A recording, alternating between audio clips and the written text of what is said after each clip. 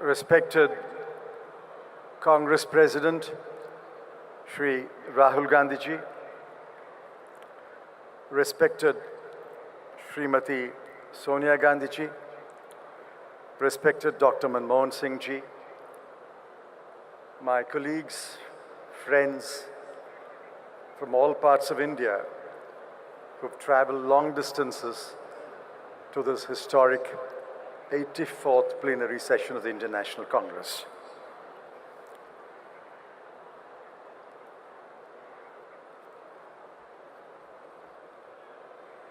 Some thought that I will not stand here today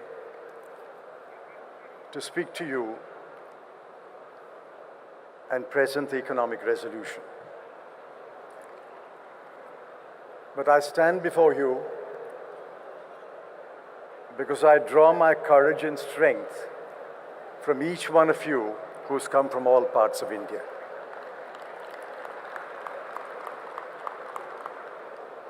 If there is steel in me, it is a steel that is instilled in me from 45 years of association with the Congress Party.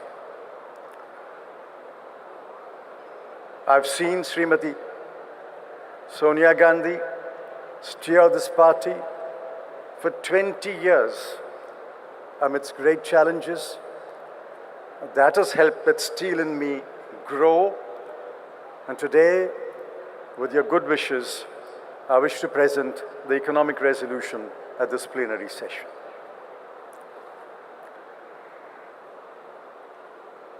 My first AICC session was in 1972 in Bidan Nagar.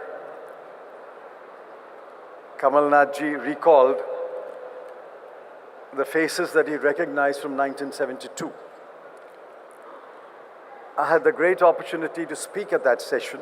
I was barely 27 years old. That was a time for change. Indira ji brought about remarkable change after that session. The next session that is vivid in my memory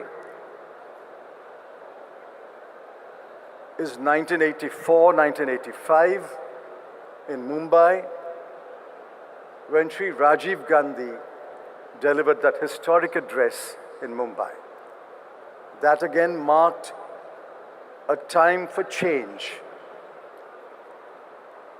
Today is another historic session whose theme is, this is a time for change, and the change is now.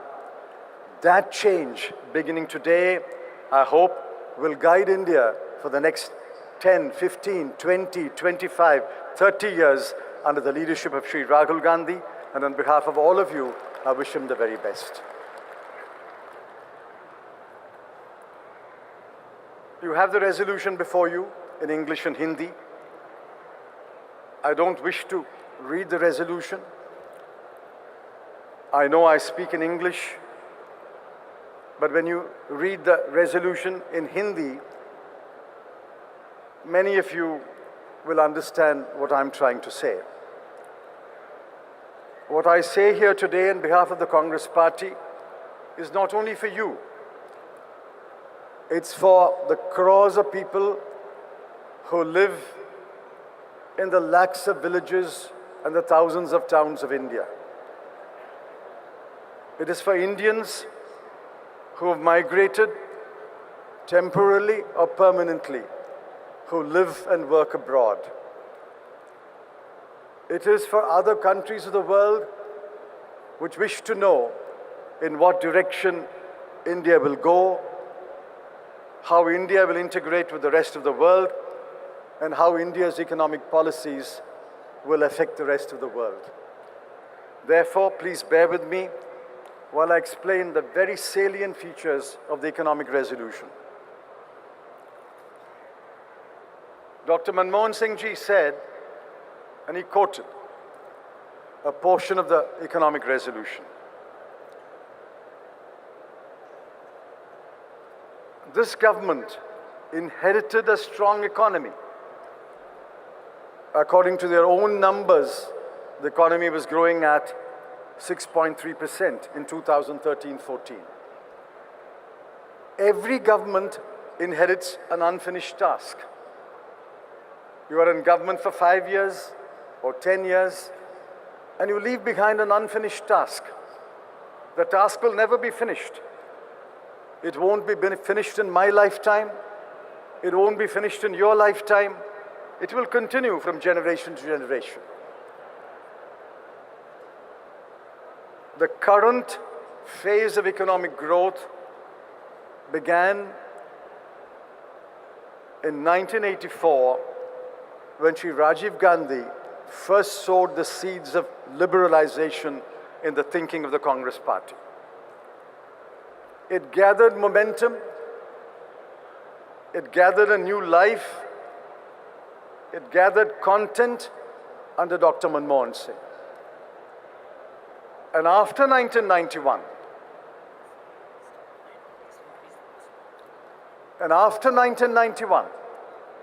in the journey that has taken us 27 years, the change that has come about in India is truly remarkable.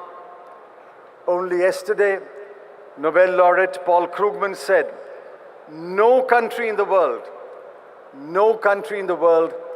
has increased its GDP as well as per capita income by 3 or 3.5 times in a matter of 10 years. And that's the proudest achievement of the UPA government between 2004 and 2014. So whatever the NDA may say, whatever the BJP may say, the record speaks for itself. The world acknowledges the remarkable contribution made by the UPA government. But what did they do? What did they do with their inheritance?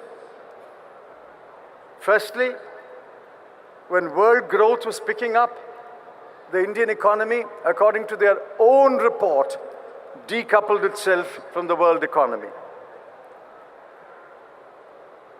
The economic survey says that there are 3 main challenges which were not addressed in the last 4 years: education and health, agriculture, employment. And then the most severe indictment in the last 4 years, real agricultural GDP and real agricultural incomes have remained stagnant.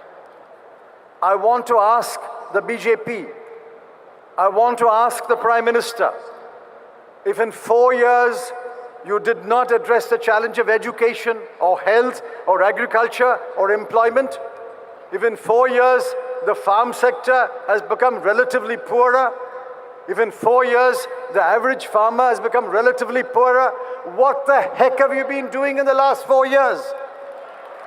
This is a question that the Prime Minister must answer. Linga? Demonetization was a big lie. There cannot be a greater lie than demonetization. They said, we will abolish black money. We will put an end to corruption. We will stop fake currency. Have they put an end to black money? Every rally, every public meeting with the Prime Minister, is it financed by any money other than black money? Have they put an end to corruption? Have they put an end to fake currency?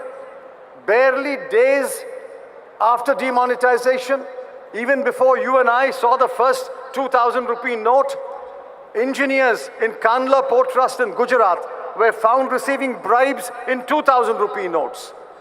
New 2,000 rupee notes were found on the bodies of infiltrators who were killed in Gujarat, in Jammu Kashmir. Demonetization was a big lie.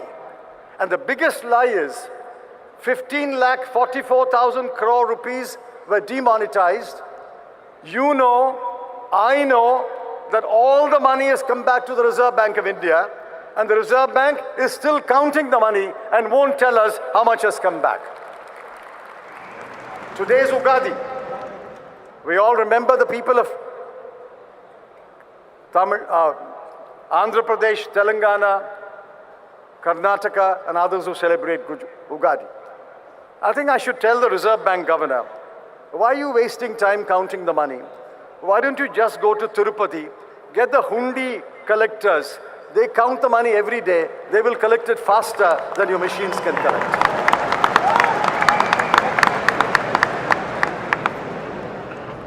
The other utterly foolish move they did, distorted a good idea. GST was our idea. GST was expected to be, supposed to be, a good and simple tax. We pleaded in Parliament, don't put a rate above 18%. Their own economic advisor said, we can have a standard rate of 15 or 15.5%. We said, GST the world over is a standard rate. If you want, in the beginning, in the transition, you can have a standard minus rate and a standard plus rate, but please announce a standard rate. What did they do? They fleeced the people of India. They robbed the people of India. They fixed rates of 0.3, 5, 8, 12, 18, 28, 40, plus cesses on top of it.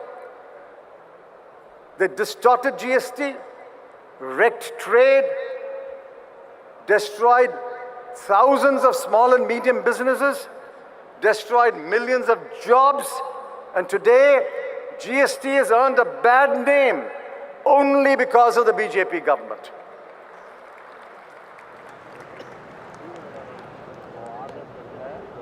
Inequalities increased among states. Inequalities increased among sections of the people. Nobody has been more affected than the scheduled caste. The scheduled caste sub-plan has been scrapped. The scheduled tribes, the tribal sub-plan has been scrapped. Women, children, and minorities. Unemployment is the biggest challenge facing this country. We created jobs, not enough jobs, but we created jobs. This government has destroyed jobs. And finally, they made all kinds of promises. The first big promise was 15 lakh rupees will be deposited in your account. I checked this morning. Today is Sunday. The banks are not open. But I think tomorrow when you go back home and open your bank account, Mr. Modi would have deposited 15 lakh rupees. That was the first lie they uttered in their drive to power. But it was followed by a series of lies. A series of lies which the economic resolution captures. They said, we will put 15 lakh rupees in your bank account. They said they will create 2 crore jobs. They said there will be minimum government and maximum governance. They said, Achhe din aane wale hai. And they said, we will control inflation. They said that we will give fair prices to farmers. Every single promise has been broken. Let the BJP answer which one of the promises has been kept in the last 4 years. Friends, I want to tell you about our record and ask Mr. Modi what is his record. Our record is, in the 10 years of UPA, the economy grew by 7.7%. Never in India's history has decadal growth been 7.7% a year. What is the record of the BJP government in the last 4 years? Our record is that the GDP in 10 years increased from, and I want you to remember this number, 30 lakh crore rupees to nearly 100 rupees to 85,000 rupees in 10 years. What is the record of the BJP government? Our record is agricultural growth was 4%. The BJP's record is 2.7%. Our record is minimum support prices were increased 3 times in 10 years. It trebled in 10 years. The BJP's record is, for 4 years, they gave miserly increases in MSP, and suddenly in the last year, they wake up and say, we're going to give you MSP equal to cost plus 50%. Our record is farmers' incomes increased by 40% in real terms in 10 years. Their record is, the Niti Aayog's report says, for the first time in India's history, real income of farmers has declined in the last 4 years. Suddenly, the Prime Minister says, and yesterday he went on to explain how he's going to give MSP, which will be cost plus 50%. We asked him, which cost? Is it A1 cost, C1 cost, C2 cost, which cost? And yesterday he gave a long list of costs that will be taken into account, and add 50% to that, that will be the MSP. I want to ask him, every year, food subsidy increases by 30,000 crore. That is necessary to take care of inflation, necessary to take care of increased procurement, necessary to take care of the rise in population. Between 2016-17 and 17-18, MSP, the food subsidy increased by 30,000 crore. Between 2017-18 and next year, 2018-19, the provision for food subsidy has increased by 30,000 crore, from 1,40,000 to 1,70,000. So the 30,000 crore that you have provided already is for taking care of the current MSP.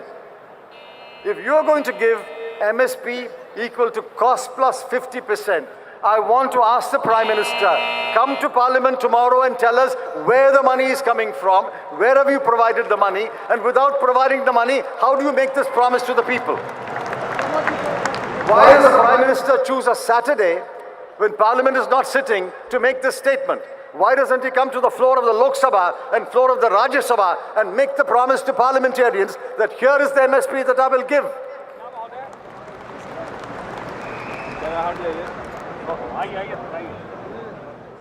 In our time, in the 10 years, exports increased from $64 billion, that is 6,400 crore dollars, to 31,400 crore dollars, an increase of 5 times.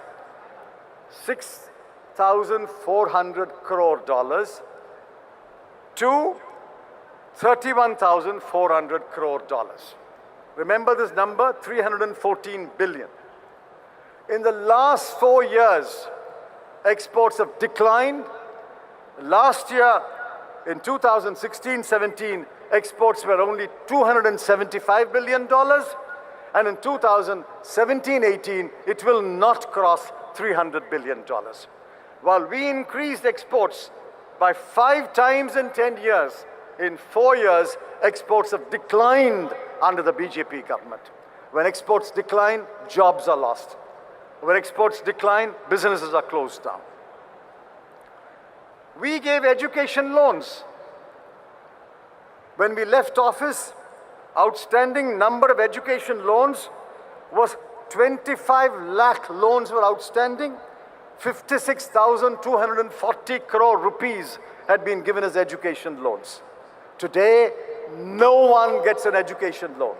I ask you, any of you, please stand up and say, I know a brother, I know a cousin, I know a neighbor, I know a man in my village, I know a man in my neighborhood who's got one education loan in the last 12 months. Nobody has got education loans. Nobody can go to a bank and get an education loan today. In our time, we created jobs. I concede we did not create enough jobs, but we created jobs. People found jobs. Educated people found jobs. Others got jobs in the service industry. In 4 years of the BJP government, they have not created jobs, they have destroyed jobs. Demonetization destroyed jobs. A flawed GST destroyed jobs.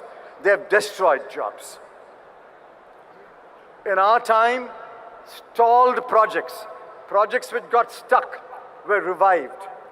We set up a special committee and the cabinet looked at it practically every month, and a project that was stuck was started again. Look at their record. In 2014, there were 766 stalled projects. In 2015, the number went up to 816. In 2016, the number went up to 893. More projects are stalled today. Projects are not revived. Projects are not started. Projects are stopped.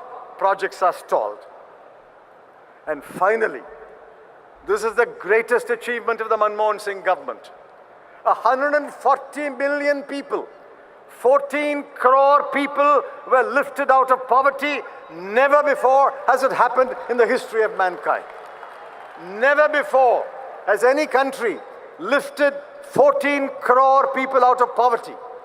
I charge the BJP government, in the last 4 years, you have pushed people into poverty.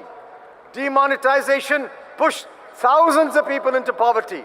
100 people lost their lives standing in the queue to get their own money. GST destroyed jobs. GST pushed people into poverty. Agrarian distress has pushed farmers into poverty.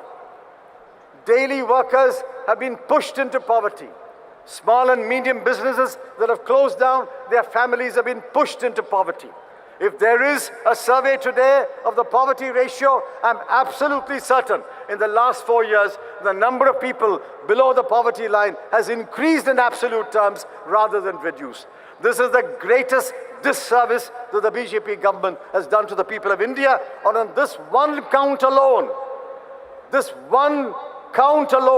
we hear the voice of the people from Alwar to Ajmer, to Gorakhpur, to Phulpur, to Araria. The people have spoken saying, this government, increasing of lifting people out of poverty, is pushing people into poverty. Finally, my friends, let me tell you on behalf of the Congress Party, the country faces a crisis. It will go into a deeper crisis in the last year of this government. This budget has provided no answers. This budget is the handiwork of a government which is completely helpless, completely clueless, completely directionless. I'm afraid 12 months from today, whoever comes into government will face a major crisis.